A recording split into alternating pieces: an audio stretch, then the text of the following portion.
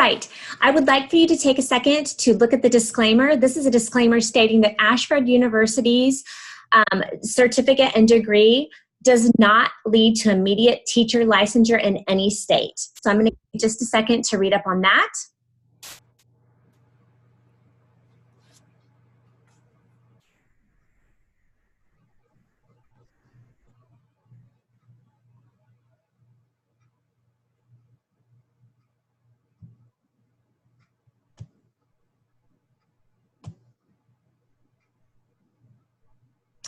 And the next disclaimer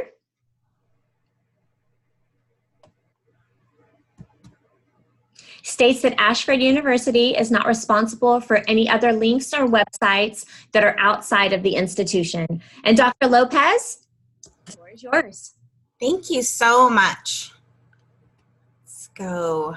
So welcome, everyone. Thank you so much for joining me here. As Tisha said, I've been in the field for over 20 years. I started as a student preschool teacher in the 3-year-old classroom, and I really never left preschool, so to speak.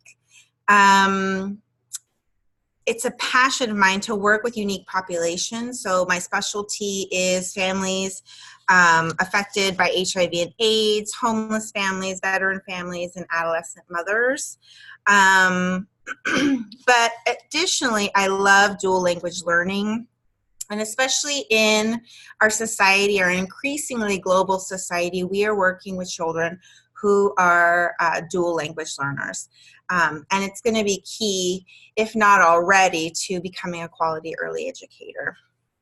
And I wanted to share just a little bit about my own experience. When I was a little girl, my grandmother, she never liked us to speak Spanish in the house. And it wasn't until not just a little while ago, maybe about 15 years ago, she finally told us all why. And it was because when she was a little girl in California in the early 20s, and she went to school, the teacher would put tape on her mouth every time that she spoke Spanish. And so she was afraid that that was what would happen to us. So it was really important to her that we only spoke English, although most of us ended up acquiring a second language, thank goodness. But it was something that she went through, and it was very common at the time. And so I'm just very grateful to be in a time frame where teachers get to embrace dual language learners. We get to challenge ourselves, and we get to work with this wonderful population. So, oh, and I just wanted to point out on this slide, just a reminder is our ethical responsibility to dual language learners. Here's the reminder via the NAUIC diversity statement. And I just wanted to point out this bold part, which is each child's way of learning a new language should be viewed as acceptable, logical, and part of the ongoing development and learning of any new language. And with that, go ahead and keep in mind, we're going to be reviewing some strategies here, but let's remember that dual language learners are still individuals, right? They're still unique. They each have their own temperament. They each have their individual needs. So there is no one-size-fits-all strategy. So I'm going to try to get in a lot of strategies here so that you can have a clear understanding and hopefully a little toolkit of ideas as you're working with young dual language learners. So first, let's take a little pre-quiz. It'll be easy, true or false. Babies' brains are wired to learn any language in the world, true or false? Feel free to put it in the chat. I can't see the chat. But, so that is absolutely true. Babies are linguistic geniuses. A baby's brain is primed to learn any language in the world because babies are born with millions of neurons, billions of neurons, including millions of neurons that will control language in the brain. And in the first few years of life, the the neurons connect with other cells to form complex pathways, right? So it's building the brain structure. And so as baby hears people speak certain languages, the brain strengthens certain neuronal connections. If a baby doesn't hear a particular language, or maybe, for instance, a baby is perhaps exposed to a certain language early on, but then it isn't maintained, those neuronal branches within the brain will be pruned away. So similarly to pruning a rose bush, right? To make room for other growth. The brain is making room for new knowledge and getting rid of areas that it's not going to need, or it thinks it's not going to need. So this is why when we try to learn a foreign language as adults, we have a hard time with different sounds. So if the sounds don't, for instance, if we're English speakers, if the sounds don't fit into the English language, we have a really hard time with those sounds because our brains are wired to only make those sounds, right? For example, people who speak Japanese as children, they often have a hard time making the sound, and then they grow and they get older and speak English. The sound of L is a lot harder because in Japanese, they don't have that sound in their alphabet. They don't need to make that sound. So that's why you'll notice it's just much harder as an adult to learn language. Number 2, true or false, it is harder for children to develop language when they are exposed to multiple languages at a time. This one is a tricky one. And this one is false. So, and it is a tricky one because children, and we'll talk about the phases of acquiring language, but they go through an observational or quiet stage where they may not speak very much.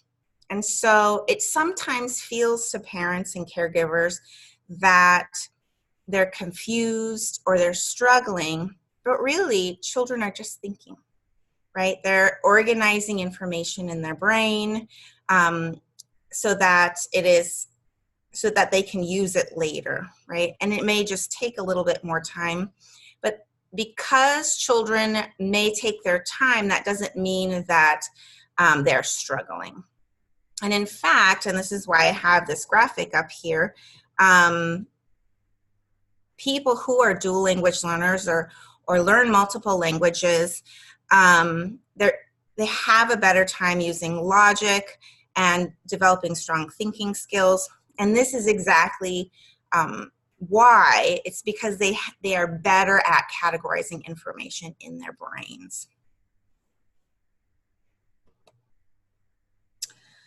And the third quiz question, bilingual children show an improved executive function of the brain, which means that they are able to shift attention, switch between tasks, and solve problems more easily.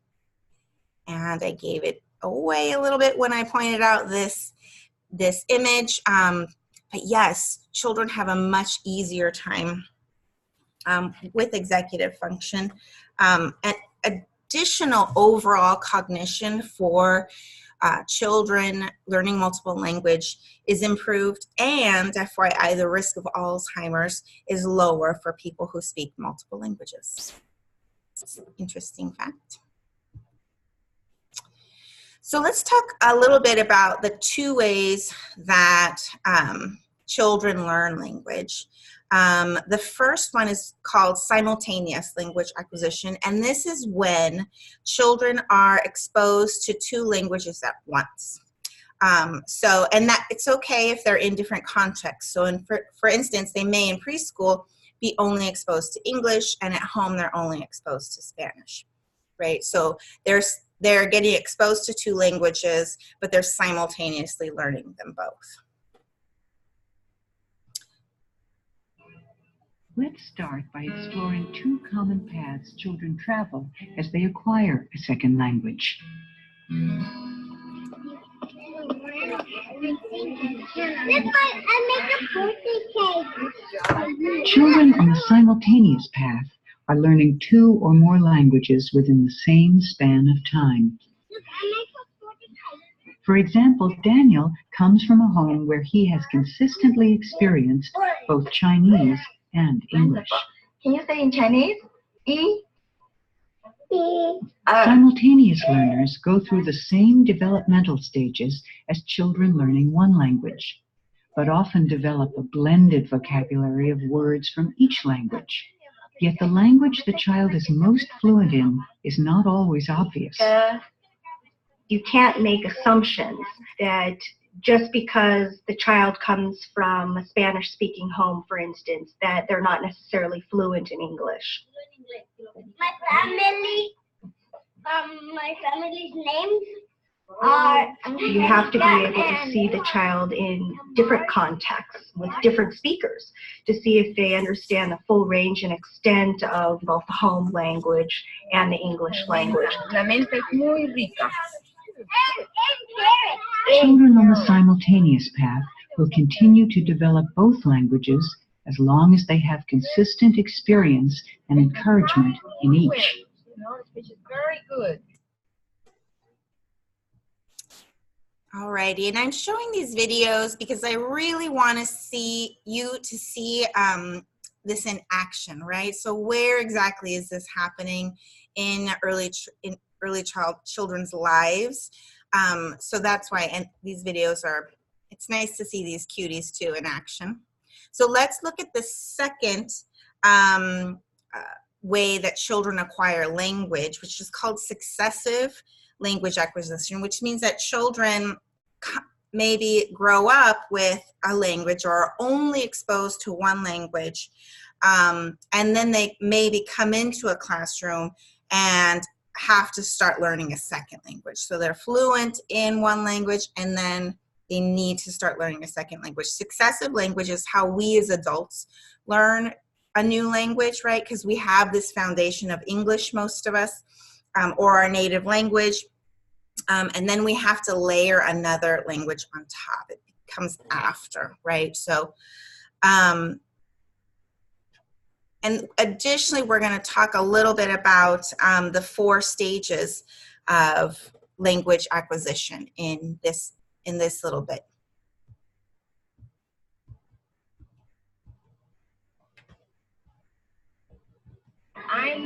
The second common path is successive language acquisition. Children on this path arrive at preschool communicating primarily in their home language. They know quite a bit about how language works. They just don't know how English works. When they need to communicate with others, they will use their home language. If they're in a program where their home language is not understood, they often observe and listen rather than speak. In this second stage, children listen.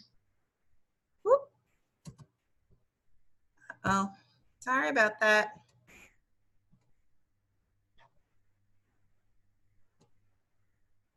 If they're in a program where their home language is not understood, they often observe and listen rather than speak. In this second stage, children listen with intent as they begin to comprehend the new language. While at preschool, they may not talk much during this stage, but they do respond non-verbally to simple English phrases. And I just want to point out right here as you're watching this video, this teacher asked this child, say thank you. Is that an unreasonable expectation for us as preschool teachers? Isn't it part of our job to encourage social skills, right? But see, what this teacher is doing, and she's actually really quite respectful about it, is she is offering an opportunity for him to speak English, and he's not ready, right? He's in this observational and listening stage, and when he's ready, he will move to the next stage. But we don't want to push children, right? So we need to also honor when they're in this silent period, because it's just as if you or I were learning a new language. you don't want to make a mistake and look dumb, right? And neither does a 2 or 3-year-old, right? So that's what's going on for them, right? So she's offering a stage for him to start practicing. He's not quite ready yet, and she's honoring that. So I just want to point out before we watch the rest of this video. I like it. It looks very nice. And some children may respond in the home language even when addressed in English. Jennifer, do you like black? Yeah. You like red too?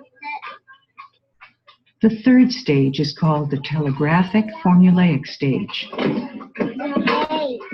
Just like sending a message by telegraph, children use a few key words to communicate.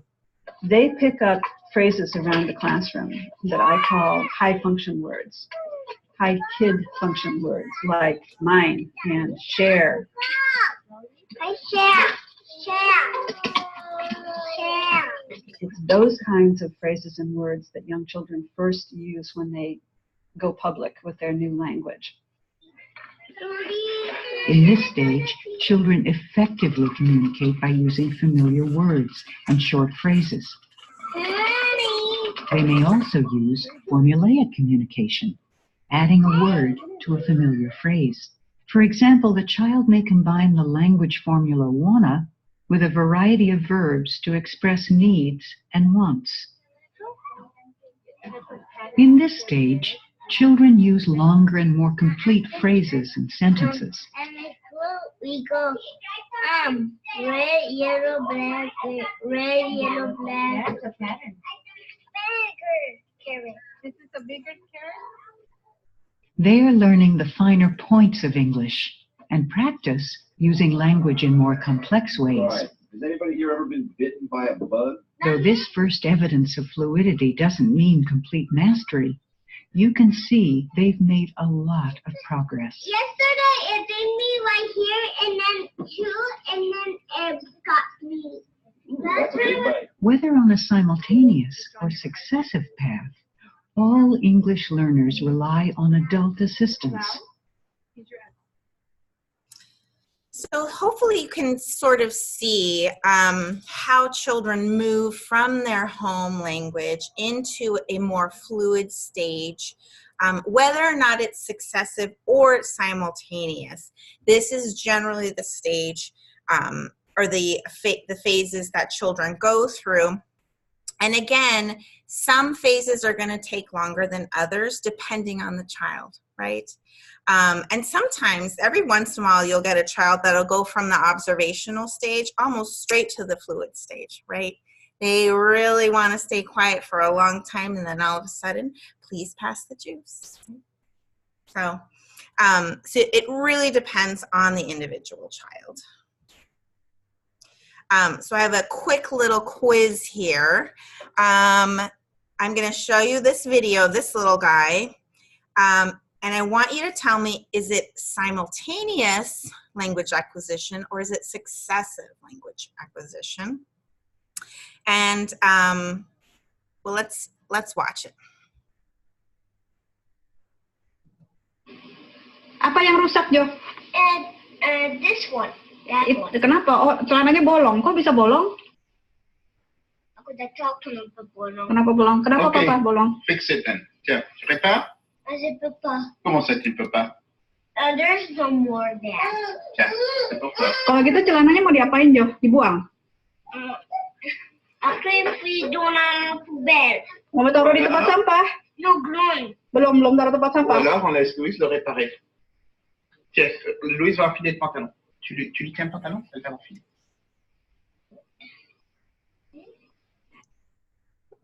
So what did we see there?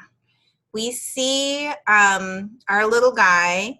He's responding in both English, Indonesian, and French. Dad is speaking French. Mom is speaking Indonesian.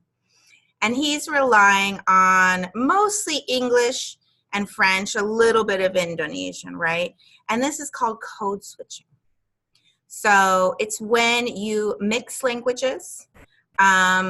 And he does it very well. I wish I had known these 3 languages when I was his age. How strong would my brain be right now? And so that sort of gives it away. It's simultaneous. He's learning 3 different languages all at once. And you'll notice he is thinking sometimes about it, about his responses, and he's also just sort of responding in whichever language feels most comfortable to him, right? And again, those are steps that we have to honor for each child. Let's talk about the affective filter. The affective filter is a really key component when anyone is learning any new language. The affective filter is an invisible sort of funnel that lives inside of you as you are acquiring a language. And the filter, if you are in an open, friendly environment where you feel safe, your filter is very open, right? So you can receive lots of information. And even if you may not express it, you're still receiving information. But when children are stressed or they're anxious or they have low self-confidence, or if their temperament is a slow to warm up temperament, their filter is going to narrow, right? And the more narrow a filter is, the less information can get in, right? Because they're going to shut down, right? And some people have a naturally low affective filter, and that means they're confident about learning language and they're okay making mistakes and maybe feeling silly, right? However, not everyone's that lucky, right? So many children have anxiety. They sort of feel nervous about starting a new language. They stammer. And sometimes they can't even utter a peep, right? So this affective filter is something we as educators and parents really need to think about, that we are setting the scene for children to have a very open affective filter. Because without it, or the affective filter, I should say, really can make or break someone's proficiency in a new language. And of course, the way that we do that is by honoring the home language, right? We want children to feel safe and welcome. We're building a community in our classrooms or in our other educational settings, right? We're validating and honoring children's first language in addition to race and abilities and cultures, right? Whatever environment they're coming into, we need to create this culture that says you belong here, right? This environment is for you. So it's key to, in addition to using books, pictures, music, make sure that the classroom reflects children's specific backgrounds. So I know when I first started as a teacher, I love to rely on the teacher published resources from the local teacher store, right? And I realized they were nice resources, they were nice and glossy pictures, but those weren't the children in my classroom. So I started taking pictures of children in my classroom, and they became the reflection, right? So they weren't seeing other people, they were seeing themselves and their families in the classroom. And it's a much more authentic and respectful way, in my opinion, to approach children's culture and children's lives. Additionally, you want to learn key phrases in the child's home language, right? Every attempt that you make to validate children's home language helps them see their own language in a positive, right? In a positive way. Which is exactly how my own grandmother that's the experience she didn't have, right? And children don't have to have that experience anymore. We want to provide opportunities for families to share their language with us. And this is especially important.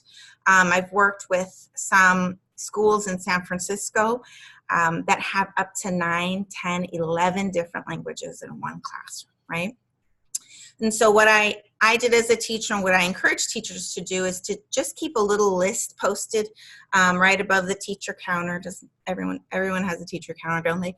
Of common everyday words. And this one has polite words that this image does, but you're going to want words like mine, or toilet, or hungry, or tired, right? These common early words, so that you can translate them, help the child translate if they get stuck, right? Especially if you are new to the language. And then, of course, we want to invite families into the classroom. They are a key resource. They can help you understand their customs, language, culture. I think most teachers find relationships they develop with families very rewarding, right? And remember, you as the teacher, you have the power. So you have to model for them that it's so important to you that they share their language. Because I will still work with families who kind of say, oh no, I only want my child to speak English. And we really have to help families understand, guess what? There's a place for both languages in this classroom, and there's a benefit to both languages, and I'm going to support that, right? And additionally, you get to continuously share information with families and create a relationship with them, which is key. And of course, creating trust and connecting with children, right?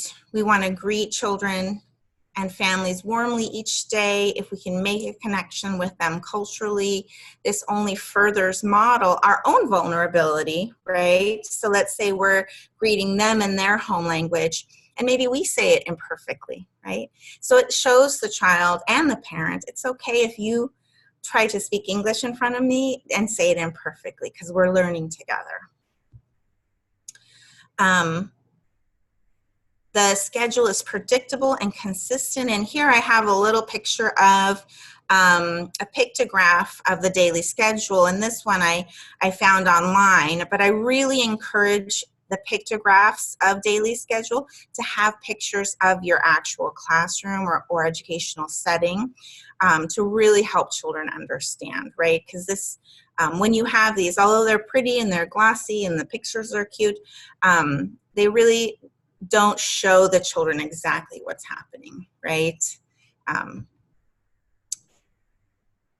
And children will be able to really see how the day flows.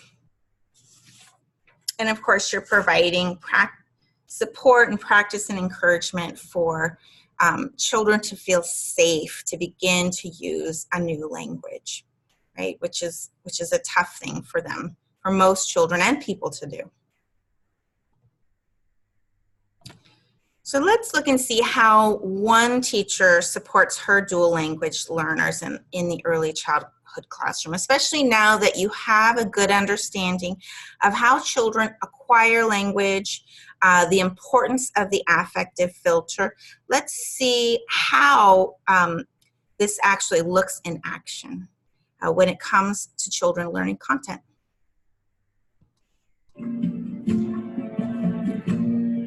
I do believe that the most important aspect of working with English language learners is to build a relationship with them, even though you don't speak the same language. You have yellow on your shirt. Deanna has yellow on her shirt too. We have different techniques that help children understand what's happening, using lots of visuals and picture cues so that they know what's coming next and so that they can learn the routine.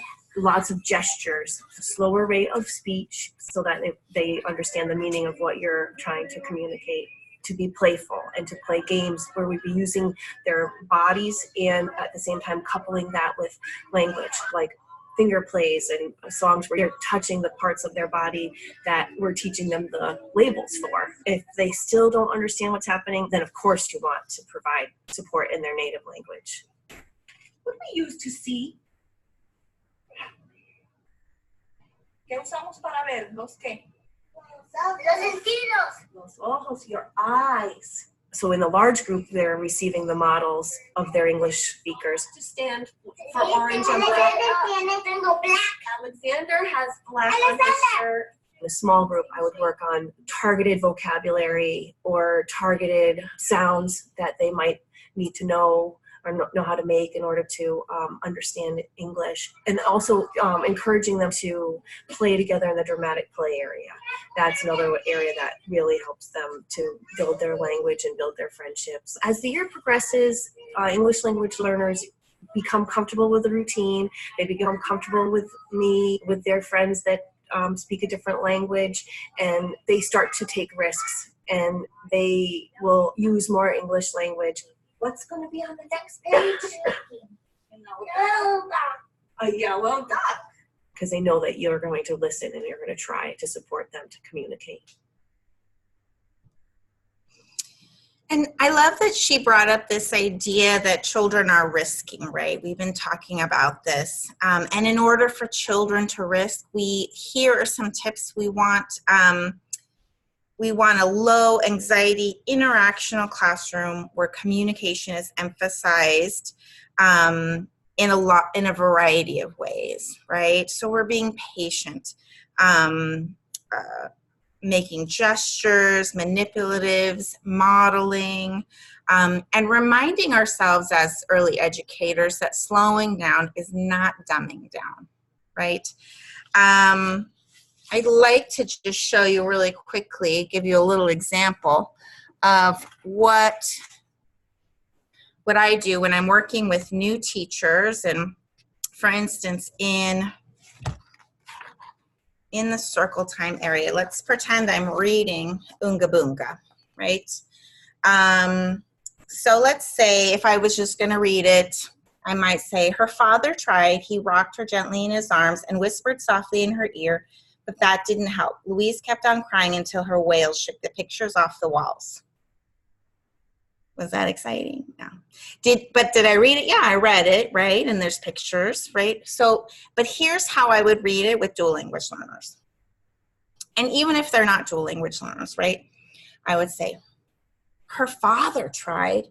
He rocked her gently in his arms and he whispered softly in her ear, but that didn't help. Louise kept on crying until her wails, her cries, shook the pictures off the walls. Boom, boom, boom. Right? Do you see a difference? Do you see the gestures, the modeling, right? And I'm also translating those upper tier words like wailing, right? They don't know what wailing is, right? Wailing is like crying. And in a way, you're just giving them more clear information, right? And it does take some prep, but it is worth it. And again, dual language learners aren't the only ones to benefit. All children benefit from that sort of clarified communication when they're in the early childhood setting. So additionally, I want to show you this total body movement experience that another teacher is using. So let's watch her really quickly.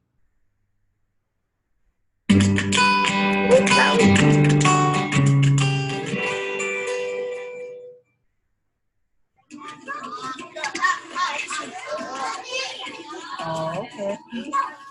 Okay, time to put the book back. Okay, let's fix it. My name is Carmen Yang. I'm the preschool teacher in Kaiming Head Start Sunset Center. Everybody do your share. We have 85% of children come from Asian family. Most of the family don't speak English at home. So the children come here to learn English. I have something sounds like oink, oink, oink. Hey! We read the book, Silly Sally. So first we introduce what's this story about. So I introduced the name of the animal, like pig, dog, loon, and sheep. So we use stuffed animal to emphasize that. I also have something. It sounds like woof, woof, woof. What's that? A dog. We will focus on the vocabulary we want the children to learn. So we will repeat it and emphasize that. And let's see what do I have. Oh, right here. Silly. We use the book also to introduce different kind of work about movement. You know what silly means? What's silly mean? It means you're being funny. It's very funny. Can you guys make a silly face?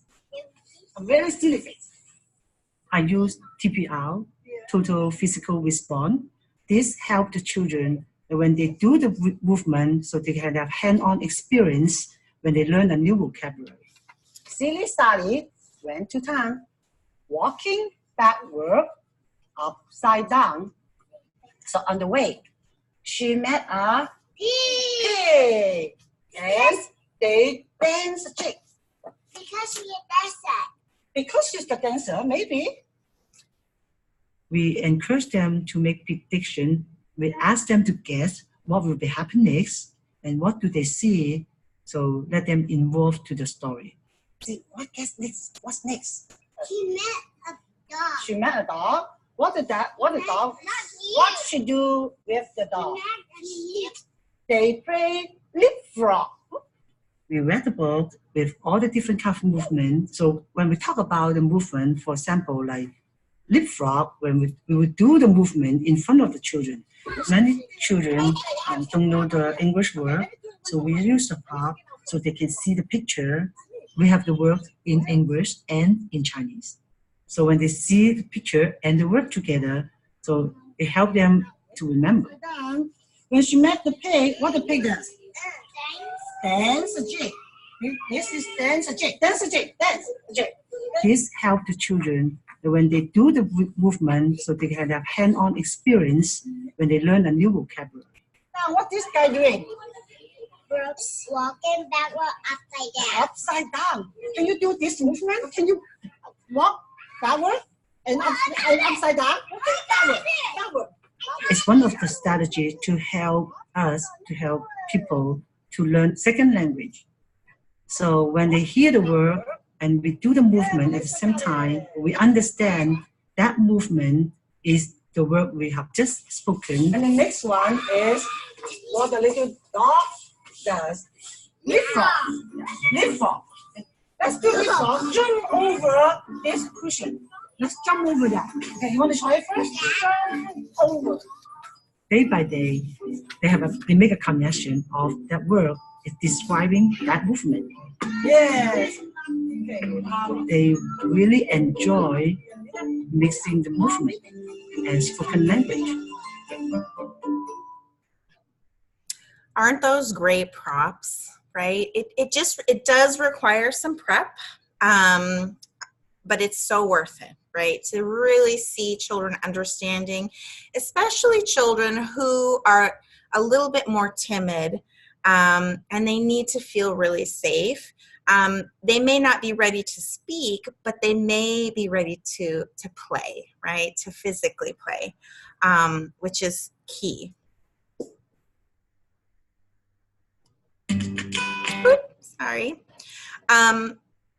Something that's also happening in this silent period, and it's key for quality educators to remember, is that we want to provide information talk to children during the silent period. It's easy to sort of ignore them because they're quiet, right? So, and as teachers, we sometimes can focus on those children who are not so quiet, right? But we want to make sure that when children are in their silent period, we're providing them with a lot of information talk. And I also call this sports announcing, right? Because when you're watching a baseball game, someone is always announcing, right? He's running, he gets to third, the ball flies past into the outfield, right? Somebody's just describing the scene. And that is exactly what information talk is. You're simply describing the scene for the child and his or her participation in the scene, right? So let's see how this actually looks in action. And I have to apologize ahead of time. This is a very, very, very old film. It is from the 80s. So I recognize toys in this film that I played with when I was a little girl. But I really never found another clip that really shows you the strategies that teachers are doing in this clip. So bear with the 80s hair, and let's have a look. Doing or seeing. It's like being a broadcaster, watching the action and describing it to your listener. Let's watch Dia with Jessie. Oscar the Grouch is in the garbage can. I wonder where he went. Oh, Ernie's going in the store. He climbed up the steps, up. There he comes down again. And he closed the door. Ooh, it's tight. It's hard to close that door. Did you notice that Dia is talking, not putting pressure on Jessie to talk? You might wonder how this is helping Jessie to learn language. It's important to know that a big part of learning language is hearing words, how they sound, and figuring out what they mean. For example, as Jessie plays with Oscar the Grouch, going up, up, up, she can see what up means. Matt's using the nail and he's poking some holes. Here, Sherry is talking with Matt, saying the words for what he's doing, not expecting or demanding a response. Now you're picking up a straw, and a straw fits. Poke it in.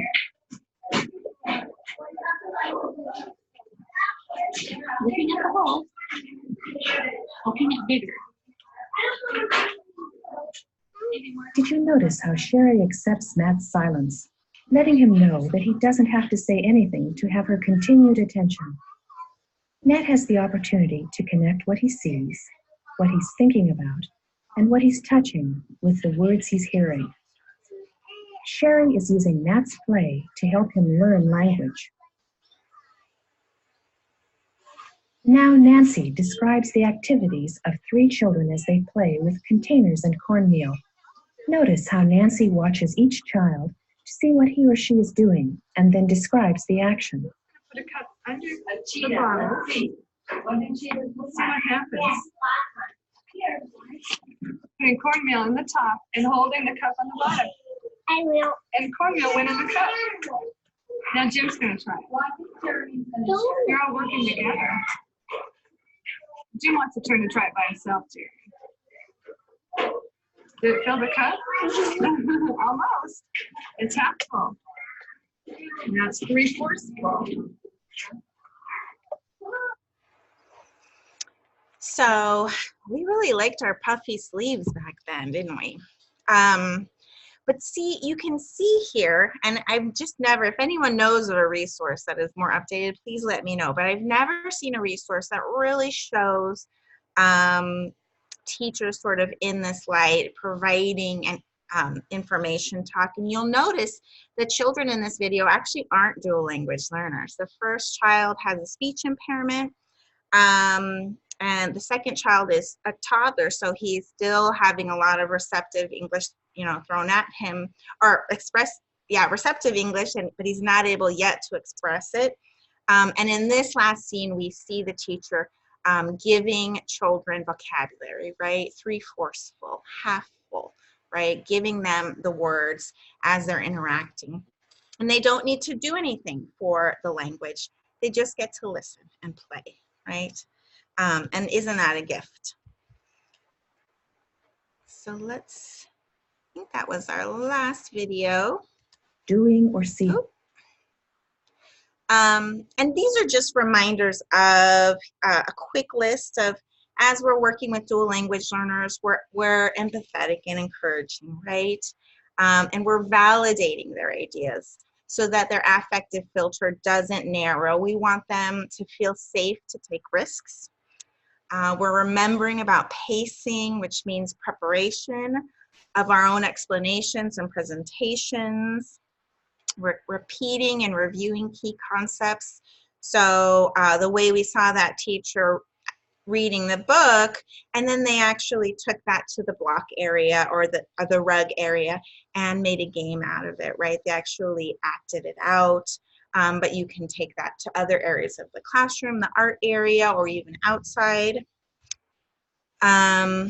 And teachers, you're frequently checking in on children, especially those quiet children during the silent period, right? You're just making sure that they are getting the content and their affective filters open enough so that they're open to listening, even if they're not ready to yet speak.